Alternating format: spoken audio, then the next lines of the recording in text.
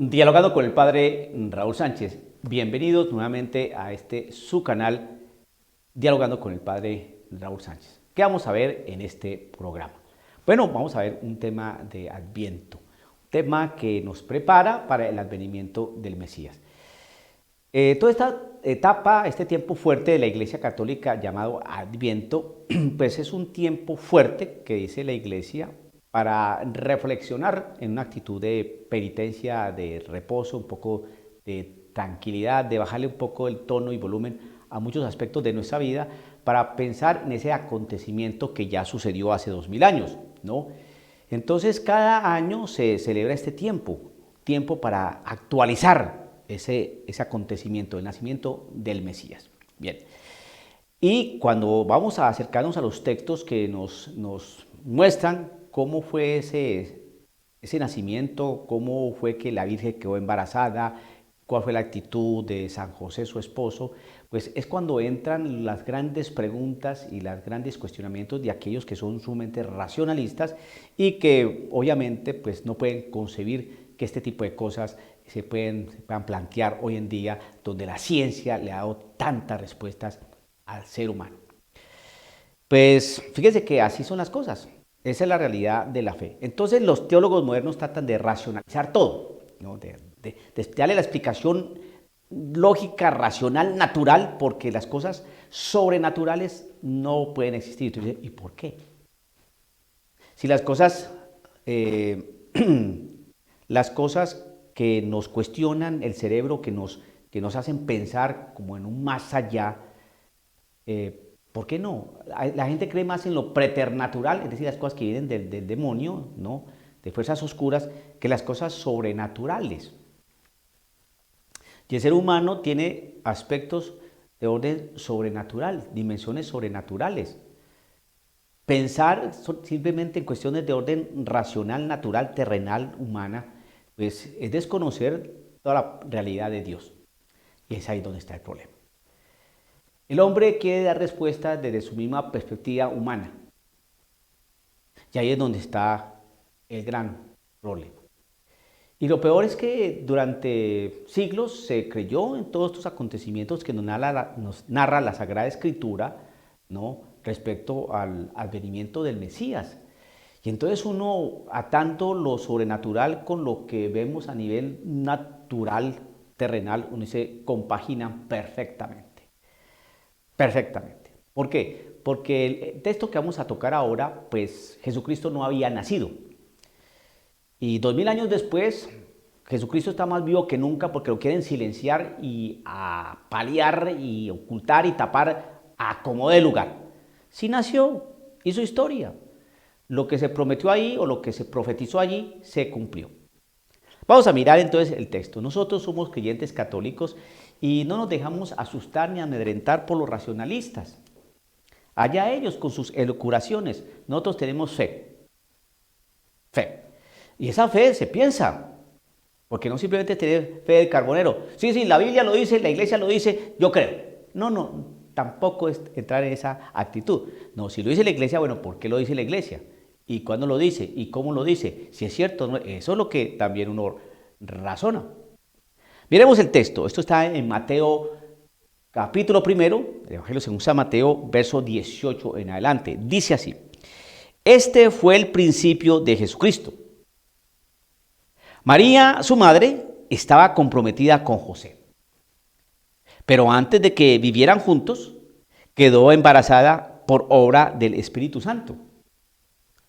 Su esposo, José, pensó despedirla, pero como era un hombre bueno, quiso actuar discretamente para no difamarla. Mientras lo estaba pensando, el ángel del Señor se le apareció en sueños y le dijo: José, descendiente de David, no tengas miedo de llevarte a María, tu esposa, a tu casa.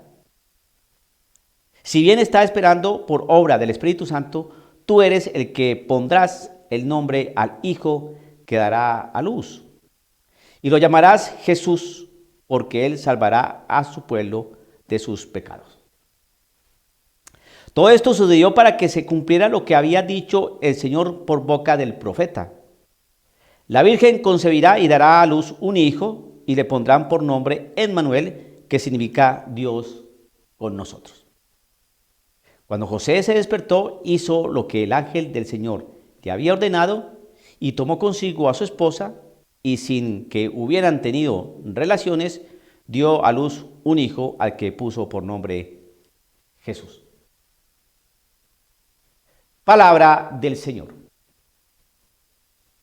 Bien, entonces aquí usted, al analizar esto desde una perspectiva netamente racional, usted dice, imposible. Como dijo por ahí una monjita, Lucía Caram, ¿no?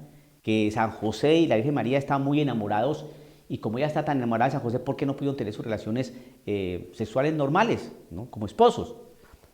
Pues porque la Escritura dice otra cosa, así de simple. Es como con el milagro de la multiplicación de panes y peces. No, lo que pasa es que cada uno de los que estaban allí sacó de sus alforjas, de lo que tenían y compartieron porque la solidaridad es maravillosa cuando el Señor Jesús convoca y reúne. Y entonces uno dice, ¿y dónde dice que sacaron la gente pobre cosas ahí de sus alforjas y lo que traía? ¿Dónde dice eso? ¿Dónde dice que María y San José estaban muy enamorados y que por eso tuvieron relaciones sexuales normales? No dice eso. ¿Qué es lo que dice? Entonces, cuando uno trata de explicar lo que dice, entonces le dicen uno fundamentalista. Entonces uno se hace la pregunta, la reflexión. Entonces, ¿cómo hacemos para que leer el texto y no sea uno fundamentalista? ¿Cuándo el texto sí se puede leer literalmente? ¿Cuándo no se puede literalmente? ¿Cuándo desconocemos un género literario? ¿Cuándo lo podemos acoger? ¿Cuándo lo rechazamos? ¿Cuándo es una parábola? ¿Cuándo? Eso, estudiando la Sagrada Escritura, se sabe. Se sabe que este es un género literario, que esta es una expresión bastante fuerte, que esta es una semejanza, que esto es una alegoría, que este es un lenguaje apocalíptico, que este es un lenguaje épico, ¿no? Que esto es una hipérbole, que esto lo dijo en un contexto determinado, que esto se lo dijo a sus apóstoles en privado, que esto se lo dijo a los discípulos en general, que esto solamente se lo dijo a esta persona, que eso solamente se lo dijo a la samaritana.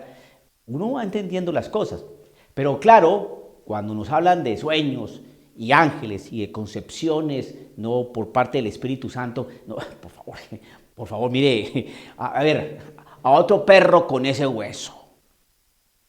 Por ahí no es la cosa. Entonces si se niega que la Virgen quedó embarazada por obra del Espíritu Santo, porque eso no cabe a los sesudos teólogos de hoy. Entonces, pues así mismo, pues vamos a acabar con todo lo que no nos cabe en la cabeza. Entonces, no caminó por el agua, no resucitó en cuerpo, no está en ese pan consagrado, no convirtió las tinajas de agua en vino, no limpió leprosos, mucho menos hizo exorcismos, no calmó tempestades. No hizo nada eso lo hizo. Son recursos literarios, adornos, composiciones posteriores, ulteriores para... Entonces uno dice, bueno, entonces hay que cerremos la Biblia y que los teólogos modernos nos expliquen entonces su nueva Biblia. Cerremos nuestra Biblia y a ver, ¿qué nos van a enseñar ustedes? Entonces, el peor razonamiento es este, mire, simplemente para que usted observe, en este tiempo de Adviento, para que usted reflexione. A ver, en sensatez, en orden racional, utilizando la razón. ¿Usted a quién le cree más? ¿A 12 hombres que estuvieron comiendo, compartiendo de primera mano toda la experiencia de Cristo Jesús ahí? ¿O le cree a unos hombres muy sesudos, muy estudiosos, que no conocieron a Cristo Jesús y que nos están hablando 2000 años después de los acontecimientos narrados en la Sagrada Escritura, de las cuales los protagonistas primeros fueron los apóstoles? ¿Usted a quién le cree más? A ver, racionalmente hablando, utilizando el caletre, ¿no? Siendo sensatos, desde una perspectiva netamente racional y terrenal. A ver, ¿a quién le cree más?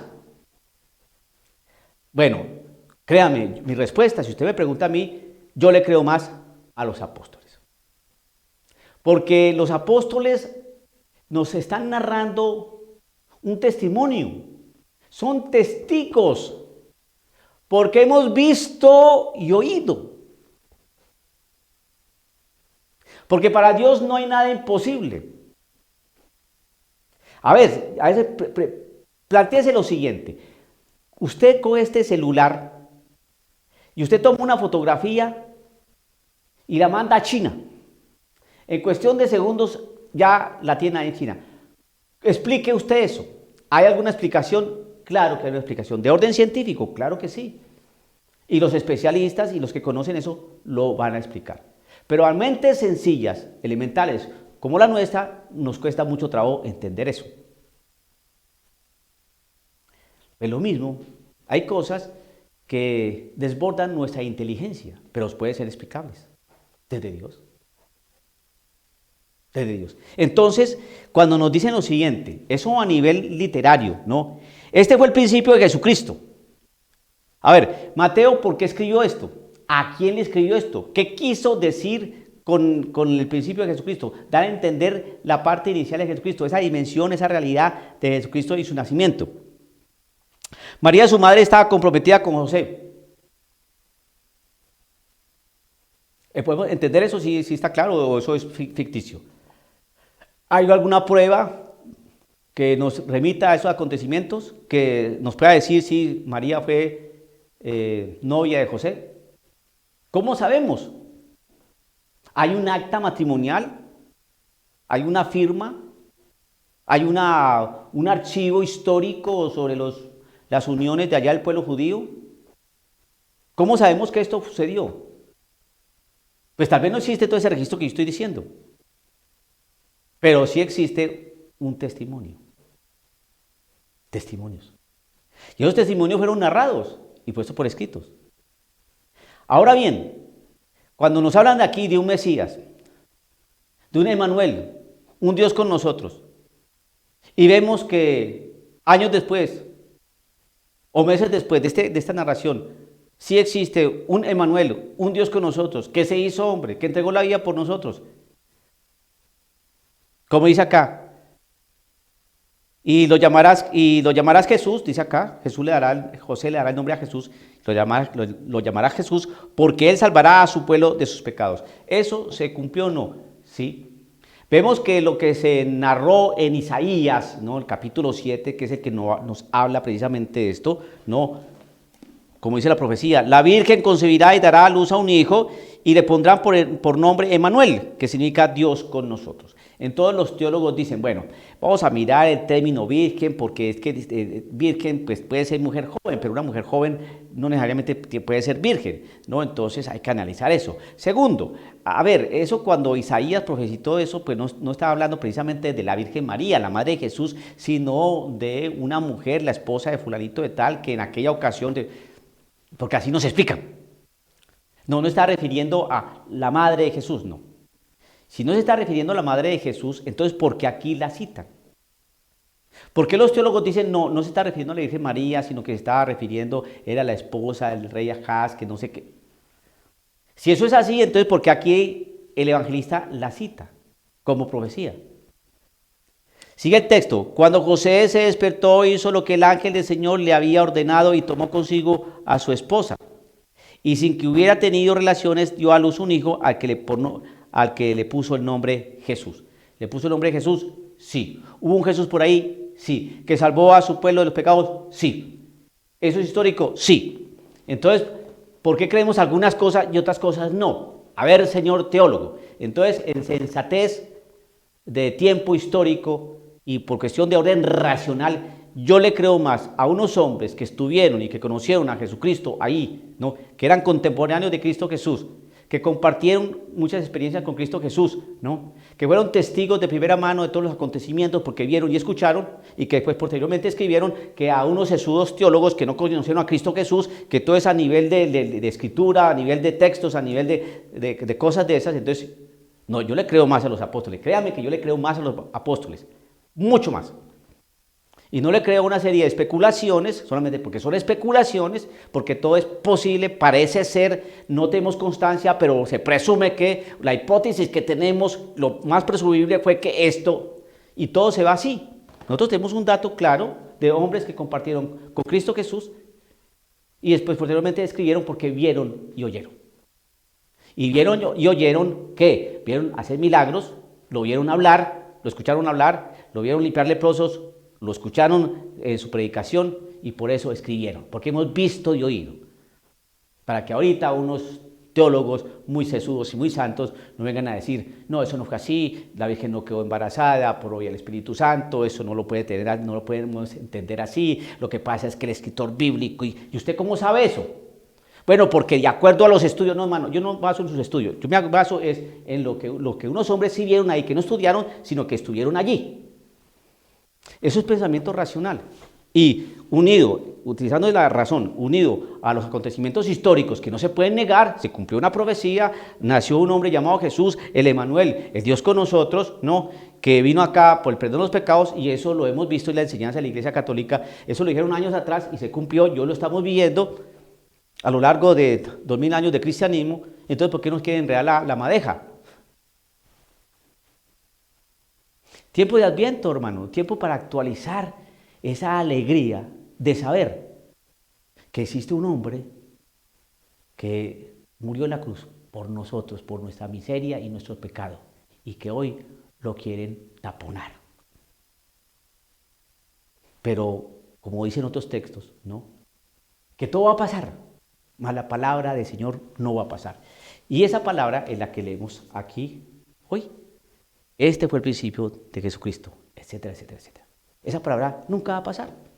Va a pasar todo y van a pasar esos teólogos modernos y muy inteligentes, estudiados en la Gregoriana de Roma, la Alfonsiana, todo lo que usted en Cambridge, en Oxford, toda cuestión. ¿O usted qué opina? Siéntase contento, siéntase orgulloso, replantéese estas cosas, lea estos textos que definitivamente debemos sentirnos muy esperanzados de saber que estamos actualizando y recordando ese acontecimiento del nacimiento del Mesías. Dios entre nosotros, con nosotros, por nosotros, que nos libra del pecado y nos invita a participar con Él el día de nuestra muerte. Dialogando con el Padre Raúl Sánchez.